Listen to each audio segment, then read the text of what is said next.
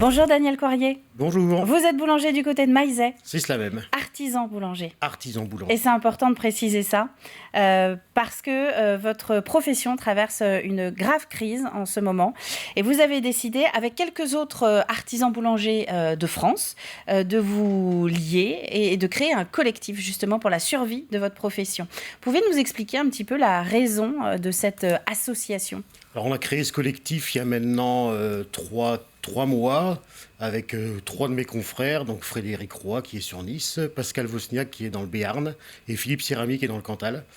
On a créé ce collectif parce qu'on n'est pas entendu par notre confédération et aujourd'hui qu'il y a une grave crise, elle fait l'autruche.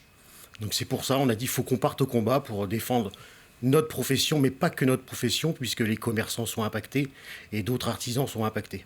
Alors, impactés par quoi ? On va rentrer un petit peu dans le détail. Vous dites effectivement, vous êtes représenté par une profession, vous en êtes une interprofession. Vous, sur le terrain, vous avez l'impression de ne pas être compris. Mais c'est quoi votre quotidien exactement en ce moment ? Alors, depuis 1 an, on vit une augmentation de nos matières premières qui est sans précédent. Ça peut aller du simple au double sur les prix.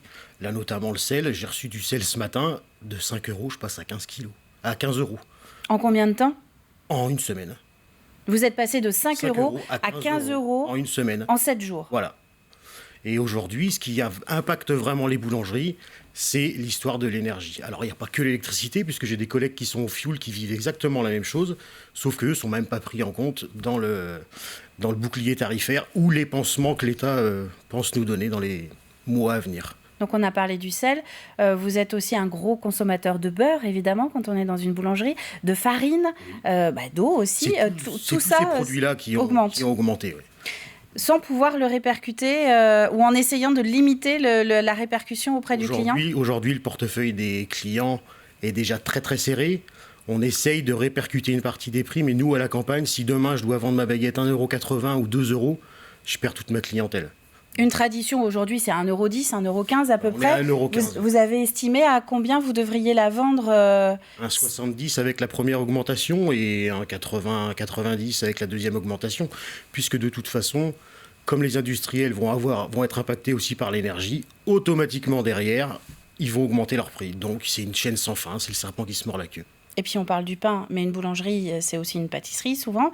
Il y a aussi des gâteaux, des brioches, et tout ceci est évidemment impacté des produits salés aussi. On vient chez vous le midi pour aller chercher un sandwich, tout simplement. Tout ceci est impacté par cette hausse, évidemment. Ouais, complètement. Donc en fait, ce qui nous gêne aujourd'hui, c'est ce fichu bouclier tarifaire. Donc pour bien l'expliquer, dans la boulangerie, on a 2 façons de travailler. Donc il y a le 36 kW qui est le compteur bleu. Enfin, donc à partir du moment où on est en 36 kVA, l'État prend juste une augmentation de 15%. Il faut savoir que 80% des boulangeries aujourd'hui sont au-delà de ce compteur-là. Donc on est en tarif jaune et les prix qu'on nous a annoncés sont x2, x4, x5. Et ce matin, j'ai un boulanger de la Bretonnière qui m'a dit x15. À partir de quand ? Janvier. Donc dans 15 jours. Donc dans 15 jours. Donc si rien n'est fait au niveau de l'État, donc on communique avec le ministère, si rien n'est vraiment fait au niveau de l'État, début janvier, fin janvier, les boulangeries françaises fermeront les unes après les autres. Il y en a déjà qui ont fermé, d'autres qui vont fermer là. Quid ? Il y a un chiffre qui tourne qui dit que 8 boulangers sur 10 sont très inquiets sur la pérennité de leur commerce. 80% des boulangers français, c'est énorme quand même comme proportion. On a du mal à se représenter ce chiffre. C'est grosso modo la proportion de boulangers que vous avez écouté, ou en tout cas qui adhèrent à votre collectif ? Alors pour l'instant, dans le collectif, on est à peu près 500 artisans boulangers. La fédération, je pense, aujourd'hui représente 10 à 15% de la boulangerie française, ce qui est très peu. On est quand même 30 000 en France. Donc, je sais pas de quoi l'avenir va être fait, mais on est vraiment dans une colère monumentale. On a l'impression de ne pas être écouté. À chaque fois que le ministre intervient, c'est pour nous mettre des pansements, pour essayer de nous rassurer. Mais en fait, c'est un gouffre. C'est un gouffre et on ne sait pas de quoi est fait l'avenir. Quelques élus ont entendu votre combat, notamment le maire de Nice, il me semble. Oui. Qu'est-ce que vous leur demandez à ces élus, justement ? Alors, je tiens d'abord à remercier Annie Rinaud, la maire de Maizet, qui, dès le début de la crise, est venue me voir et a fait remonter directement à l'Élysée nos demandes. Et ce qu'on demande aux élus, c'est pas facile pour eux, puisque aujourd'hui, eux aussi sont impactés. C'est difficile de prendre position, puisque eux aussi sont soutenus à des subventions par l'État. Mais ce que je leur demande, c'est de passer la porte de leur boulangerie, mais pas que des boulangeries, des restaurants, des commerçants, et aller les voir et les regarder dans les yeux et leur dire « ça va vraiment bien ?» ou est-ce qu'il faut qu'on discute de quelque chose? Dites-le franchement. C'est ce que je demande juste aux élus, que ce soit les élus des communes, des villes, mais là, il faut venir nous soutenir. Et même les consommateurs, soutenez-nous, parce que là, peut-être que demain, il n'y aura plus de boulangerie en France. Ce qu'on disait en début de matinale, c'est que vous avez une date bien particulière, courant janvier, une manifestation, c'est ça, où vous allez tous vous retrouver pour justement porter votre message? Oui, voilà, on a lancé un appel donc, aux boulangers, aux artisans, pour faire une grande manifestation devant le ministère des Finances le 23 janvier. Il faut qu'on se fasse entendre, absolument.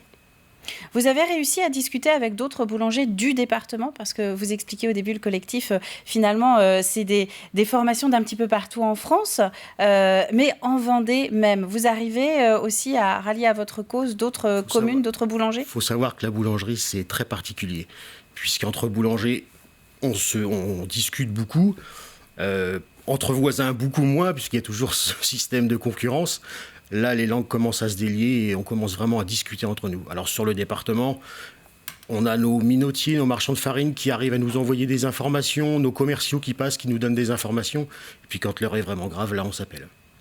Vous arrivez quand même, oui, à créer des liens? On arrive quand même à créer des liens. Et puis la magie des réseaux sociaux fait que ça va très très vite aujourd'hui.